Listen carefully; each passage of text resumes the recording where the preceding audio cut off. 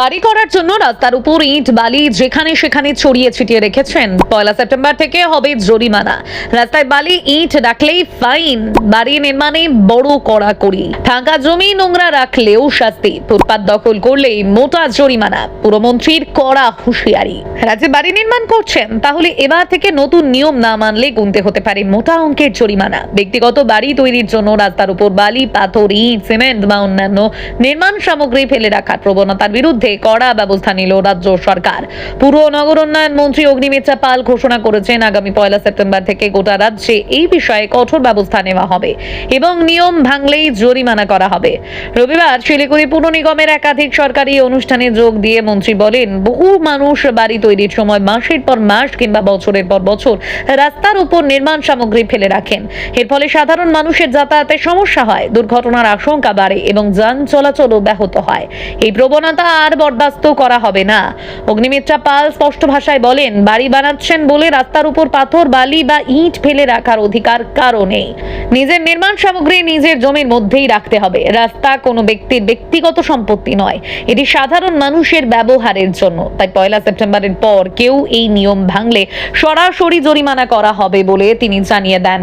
শুধু নির্মাণ সামগ্রী নয়, শহরাঞ্চলের ফাঁকা জমি নিয়েও কড়া বার্তা দিয়েছেন পুরমন্ত্রী।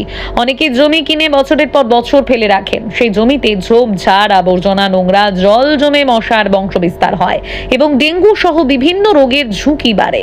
এই পরিস্থিতি আর মেনে নেওয়া হবে না বলে স্পষ্ট জানিয়েছেন তিনি। মন্ত্রী বলেন, কোনো জমি ফাঁকা থাকলেও সেটি পরিষ্কার পরিচ্ছন্ন রাখা মালিকেরই দায়িত্ব।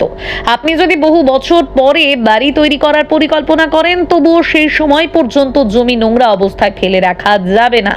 আপনার জমির কারণে আশেপাশের মানুষ অসুস্থ হলে প্রশাসন কঠোর ব্যবস্থা নেবে বলেও সতর্ক করেছেন তিনি। এদিন শহরের ফুটপাত দখল এবং যানজটের বিষয়েও গুরুত্বপূর্ণ ঘোষণা করেন পুরমন্ত্রী। তিনি জানান, অনেকেই ফুটপাথের ওপর গাড়ি বা মোটর বাইক পার্ক করে রাখেন, যার ফলে পথচারীদের চলাচলে সমস্যা হয়।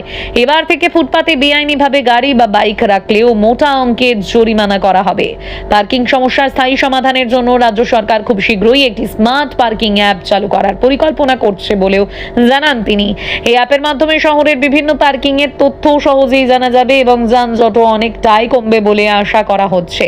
এছাড়াও হকারদের বিষয়েও গুরুত্বপূর্ণ বার্তা দেন অগ্নিমিত্রা পাল। তিনি বলেন, যেসব হকার পুরো ফুটপাত দখল করে ব্যবসা করছেন, তাদের কিছুটা পিছিয়ে গিয়ে পথচারীদের চলাচলের জন্য পর্যাপ্ত জায়গা ছেড়ে দিতে হবে। তবে একই সঙ্গে তিনি আশ্বস্ত করেন, মুখ্যমন্ত্রী শুভেন্দু অধিকারীর আগের ঘোষণাকে সম্মান জানিয়ে দুর্গাপুজো পর্যন্ত রাজ্যের কোনো হকার উচ্ছেদ অভিযান চালানো হবে না।